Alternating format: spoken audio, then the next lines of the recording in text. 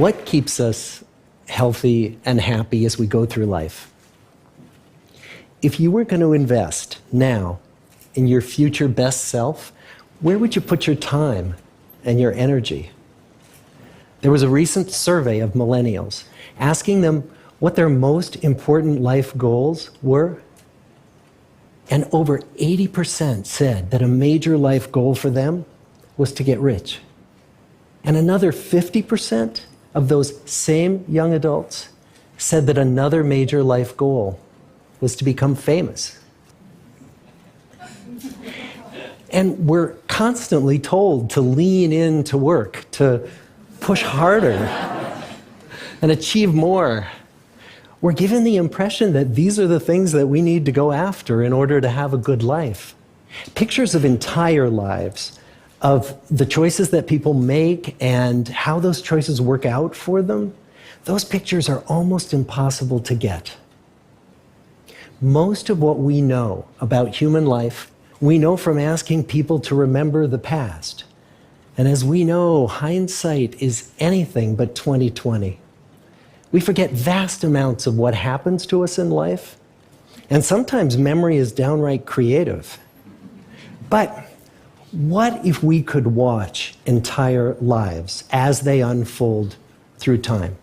What if we could study people from the time that they were teenagers all the way into old age to see what really keeps people happy and healthy? We did that. The Harvard study of adult development may be the longest study of adult life that's ever been done. For 75 years, we've tracked the lives of 724 men. Year after year, asking about their work, their home lives, their health, and of course, asking all along the way without knowing how their life stories were going to turn out. Studies like this are exceedingly rare. Almost all projects of this kind fall apart within a decade because too many people drop out of the study, or funding for the research dries up, or the researchers get distracted, or they die, and nobody moves the ball further down the field.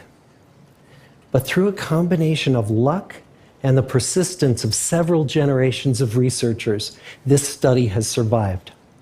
About 60 of our original 724 men are still alive, still participating in the study, most of them in their 90s. And we are now beginning to study the more than 2,000 children of these men. And I'm the fourth director of the study. Since 1938, we've tracked the lives of two groups of men. The first group started in the study when they were sophomores at Harvard College. They all finished college during World War II, and then most went off to serve in the war. And the second group that we've followed was a group of boys from Boston's poorest neighborhoods. Boys who were chosen for the study specifically because they were from some of the most troubled and disadvantaged families in the Boston of the 1930s. Most lived in tenements, many without hot and cold running water. When they entered the study, all of these teenagers were interviewed, they were given medical exams. We went to their homes and we interviewed their parents. And then these teenagers grew up into adults who entered all walks of life. They became factory workers and lawyers and bricklayers and doctors, one president of the United States. Some developed alcoholism, a few developed schizophrenia. Some climbed the social ladder from the bottom all the way to the very top, and some made that journey in the opposite direction.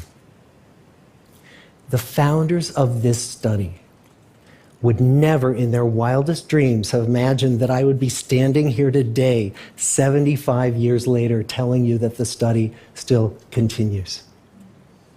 Every 2 years, our patient and dedicated research staff calls up our men and asks them if we can send them yet one more set of questions about their lives.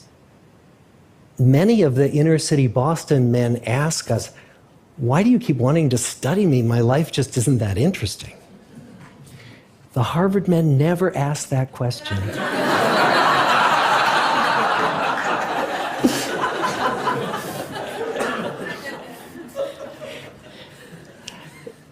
get the clearest picture of these lives, we don't just send them questionnaires.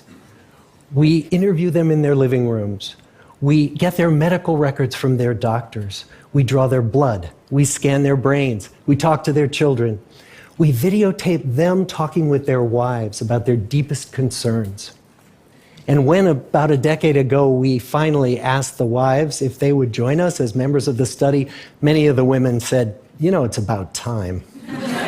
So what have we learned? What are the lessons that come from the tens of thousands of pages of information that we've generated on these lives? Well, the lessons aren't about wealth or fame or working harder and harder. The clearest message that we get from this 75-year study is this: good relationships keep us happier and healthier, period. We've learned 3 big lessons about relationships. The first is that social connections are really good for us and that loneliness kills. It turns out that people who are more socially connected to family, to friends, to community, are happier, they're physically healthier, and they live longer than people who are less well connected. And the experience of loneliness turns out to be toxic. People who are more isolated than they want to be from others find that they are less happy, their health declines earlier in midlife, their brain functioning declines sooner, and they live shorter lives than people who are not lonely. And the sad fact is that at any given time, more than 1 in 5 Americans will report that they're lonely. And we know that you can be lonely in a crowd and you can be lonely in a marriage. So the second big lesson that we learned is that it's not just the number of friends you have, and it's not whether or not you're in a committed relationship, but it's the quality of your close relationships that matters. It turns out that living in the midst of conflict is really bad for our health.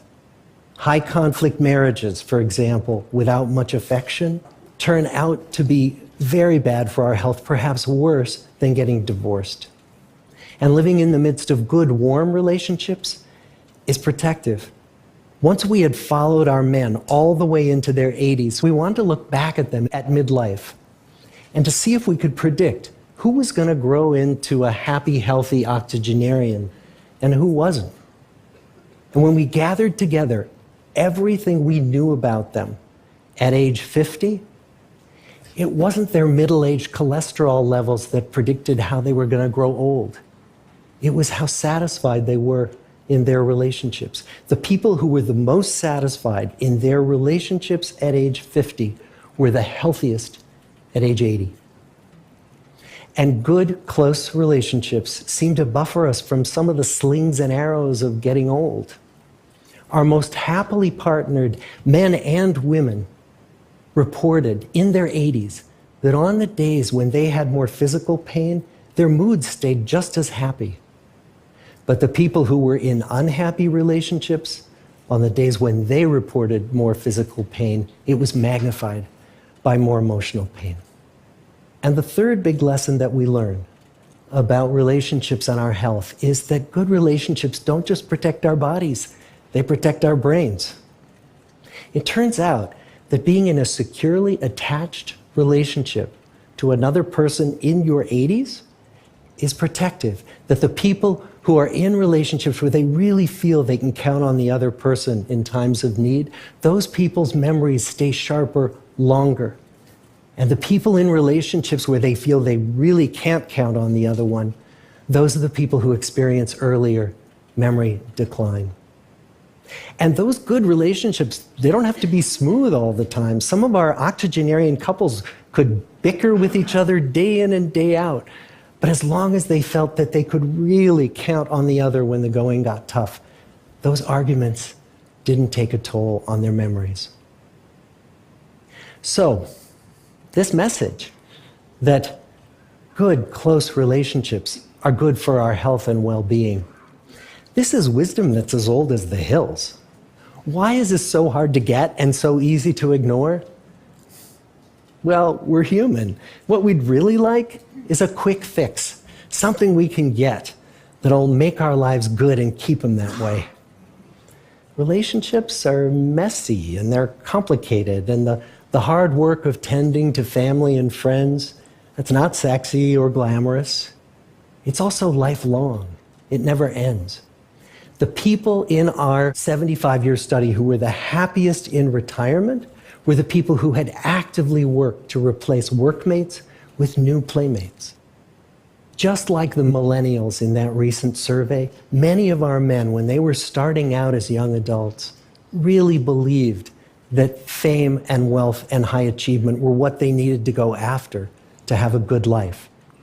But over and over these 75 years, our study has shown that the people who fared the best were the people who leaned into relationships with family, with friends, with community. So what about you? Let's say you're 25, or you're 40, or you're 60. What might leaning into relationships even look like? Well, the possibilities are practically endless. It might be something as simple as replacing screen time with people time, or livening up a stale relationship by doing something new together, long walks or date nights, or reaching out to that family member who you haven't spoken to in years, because those all too common family feuds take a terrible toll on the people who hold the grudges. I'd like to close with a quote from Mark Twain. More than a century ago, he was looking back on his life, and he wrote this: "There isn't time, so brief is life, for bickerings, apologies, heartburnings, callings to account. There is only time for loving, and but an instant, so to speak, for that." The good life is built with good relationships. Thank you.